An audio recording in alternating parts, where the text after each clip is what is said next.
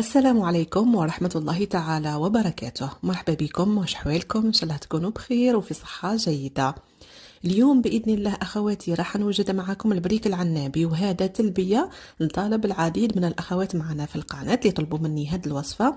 حبيت نلبي لكم اليوم الطلب تاعكم وتشوفوا معايا الطريقة خطوة بخطوة، تحصلوا على بريك عنابي من أروع ما يكون، بنين ومفرمج يهبل. دوك تشوفوا معايا واش نحطوا فيه لداخل، وما تنسوش برك ديروا لي جيم البنات وبارطاج باش يطلع لي الفيديو. نحب نرحب كامل الاخوات لاول مره يزوروا قناتي، نتمنى منهم الاشتراك تفعيل الجرس باش يوصلهم جديد القناه ان شاء الله.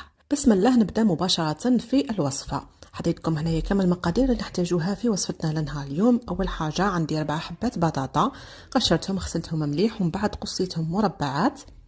راح نحطهم في كاسرونه ونحطهم على النار نخليهم يطيبوا. ما ننساش هنا نحط لهم كميه من الملح، وهنا الملح ما نكتروش. راح نديه على النار ونخليه يغلي يطيب. من جهه خلاف عندي نص سطر تاع الدجاج كنت رحيته، تقدروا تبدلوه بالفيونتاشي. عندي حبه بصل كبيره مرحيه، سنه ثوم، توابل والملح. مباشره في مقله على النار نحط كميه من الزيت ونحط معها قطعه تاع الزبده،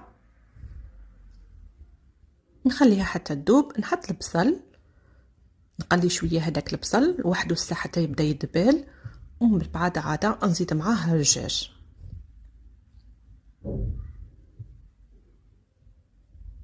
نحاول هنايا نفتت هذاك الدجاج البنات معايا هكا باش كيطيب ما يطيبليش يعني كتله واحده. ومن بعد نحط الملح ونحط التوابل عندي توابل دجاج، عندي فلفل اسود، عندي كركم، وعندي زنجبيل، ونحط عليها ايضا سنه ثوم. وهنايا راح نخلط كل شيء مع بعضه بهالطريقه حتى تقللي هذاك الدجاج مليح البنات. شوفوا انا نغطي عليه ونخليه مده ربع ساعه 10 دقائق حتى يطيب معايا مليح. ولا خفتي يتحرق معكم حطوا له قطرات من الماء، لازم نطيبوا هذاك الدجاج والبصل مليح. ومن بعد كي يطيب معايا نحطوا مغرف تاع الفرماج هذا البنات تاع البيدون موندور، يعني يعطي له قوام كريمي، ونزيد له في البنه طبعا. من جهه خلاف البطاطا تاعي راهي طابت، نجي نعبزها. تحبوا بالفرشيطه البنات، تحبوا يعني اداه خاصه. شوفوا انايا هذه الاداه عندي البنات رائعه جدا، سواء البطاطا ولا لي ليغيوم كي نحب نرحيهم ما نرحيهمش في الروبو. يعني روعه سهله يعني في الاستعمال تاعها، وتعطيكم نتيجه روعه كما راكم تلاحظوا.